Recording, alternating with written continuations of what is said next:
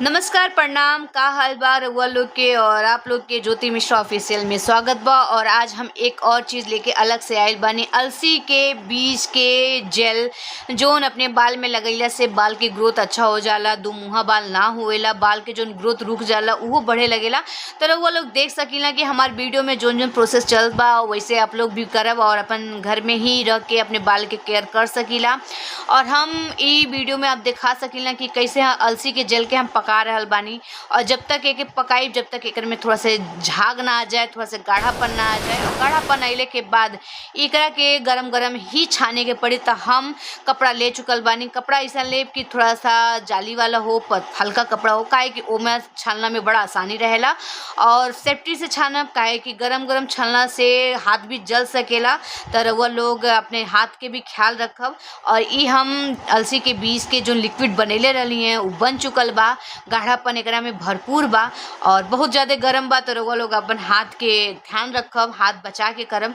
और ये हम अलसी के बीज के छान लेले बानी। और अब में हम विटामिन ई की गोली डाल रहल बानी, जेकर बाल ग्रोथ नहीं के करत बा, जेकरे बाल में दू मुहा हो गइल बा, जेकरे बाल में जुआ बा, जेकरे बाल में रूसी बा, इस सब चीज़ के काम करेला। तो एकर में हम 3 ठी कैप्सूल गाड़ के डाल देले बानी। और एकरा के अच्छे से रउआ लोग फेंटब। और जब तक एक में थोड़ा सा दवाई मिल ना जाए, ये दवाई ही है। अब एकरा के ठंडा करे खातिर हम फ्रिज में रख रहल बानी, काहे कि कुछ टाइम फ्रिज में रखला से ठंडा हो जाए, गरम गरम बाल में ना लगावल जाला। ये हमार पेस्ट ठंडा हो चुकल बा।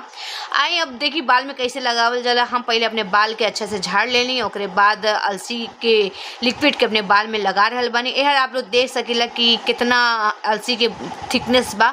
थिकनेस आप लोग रउआ लोग ऐसे ही बनाइब, इतना ही गाढ़ा बनाइब, काहे कि अगर पतला रही तब बाल में सही से ना लगी, चुए लगी।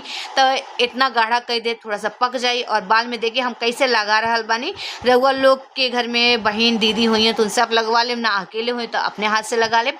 अब हम आवत बानी अपने चेहरा पे ही, देख ली हम थोड़ा सा अपने चेहरे पे भी लगा ले बानी, काहे कि हमारे चेहरा पे बड़ा दाना निकल चुकल बा।